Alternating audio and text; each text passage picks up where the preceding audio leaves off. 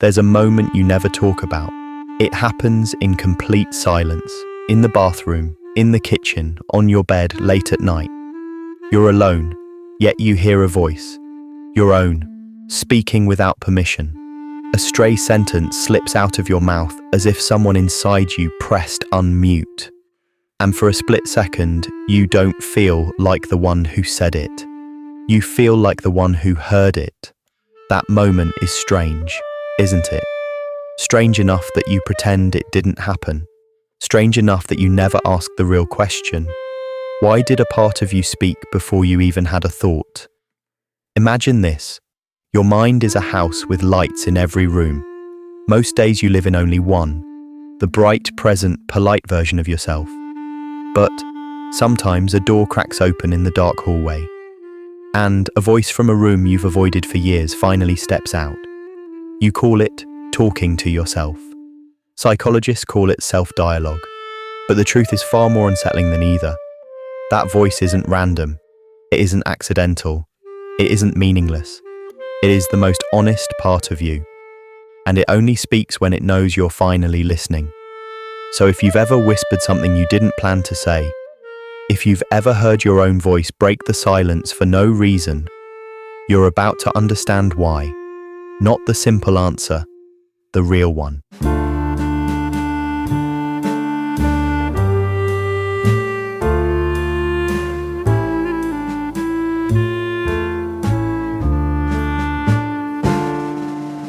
Before self-talk becomes a habit, it begins as a leak, a moment when emotion escapes faster than thought can contain it.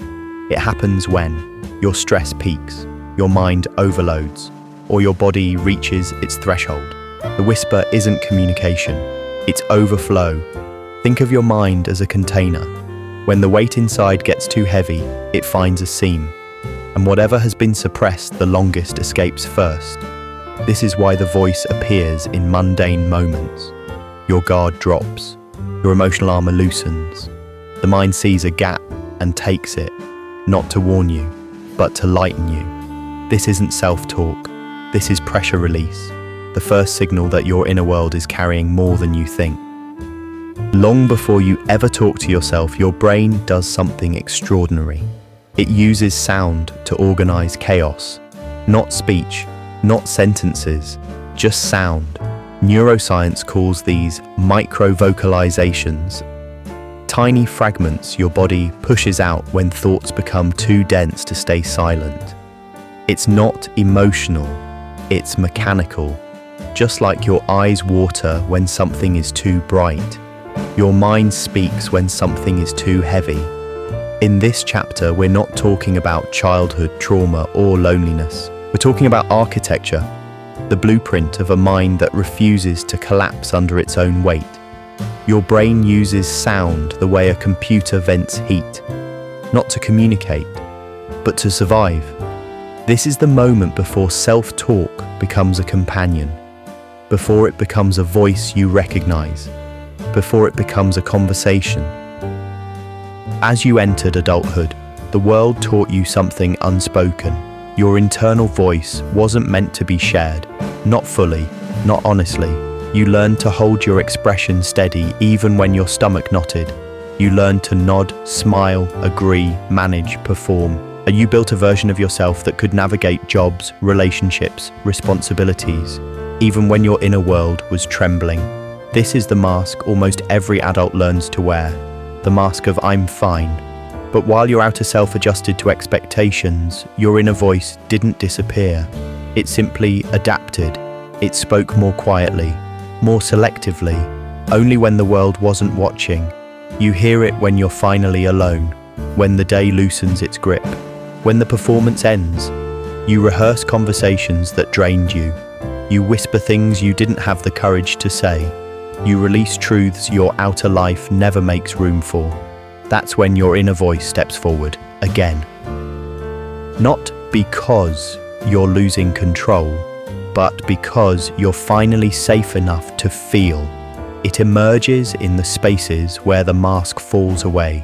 It speaks because it remembers the parts of you the world doesn't see. The voice isn't the problem, the mask is. Have you ever noticed how a thought feels heavier when it stays locked inside your head? It spins, it tightens, it grows sharp edges, but the moment you speak it, even gently, even to no one, something shifts. It becomes clearer, it loosens, the weight changes shape. There's a reason for that. Your brain is not only a place of thought, it's a place of sound, memory, and pattern. When a feeling becomes too tangled to process internally, your mind pushes it outward so it can be reorganized. Psychologists call this self-directed speech. It's the brain's way of turning emotion into structure. Once you put words into the air, your left brain, the part that sorts and explains, links with your right brain, the part that feels and reacts. Your voice becomes the connecting bridge. This is why whispering, "It's okay," actually calms your nervous system. The sound of your own reassurance signals safety, slows your heartbeat, and steadies your breath. It's why speaking a plan out loud helps you follow it. Why saying a fear out loud makes it less paralyzing. And why thoughts that stay unspoken keep looping without resolution. Talking to yourself is not a malfunction. It's cognitive alignment. It's your mind clearing the fog so you can see what's actually happening beneath the surface. And when the external world becomes too loud, when responsibilities pile up, when emotions twist into knots, when you're carrying more than your brain can organize, your voice becomes the grounding mechanism. It's your internal system reaching for clarity. It's the sound of your mind stitching itself back together. It's the oldest psychological tool humans have ever used, and somehow the one we understand the least. There's something people rarely admit. Your inner voice knows things you avoid looking at directly. It knows every disappointment you shrugged off, every moment you pretended didn't hurt, every unfinished sentence you swallowed because saying it out loud felt dangerous. Your voice keeps a record of the emotions you didn't know how to carry, and it brings them back when silence finally makes space for them. That's why the things you whisper to yourself sometimes sound heavier than the things you say to anyone else. Not because you're dramatic, but because your private voice doesn't lie. It tells the truth you've censored in daylight.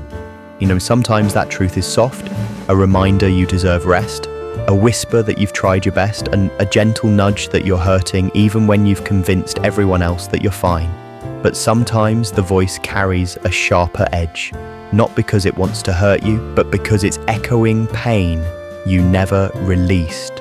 Old wounds, unsaid apologies, loneliness you learned to normalize. The voice becomes a mirror reflecting the pieces of your life you stepped around instead of through. Psychologists say unprocessed emotions don't disappear, they just go quiet. They wait, and your inner voice becomes the messenger delivering what you avoided feeling.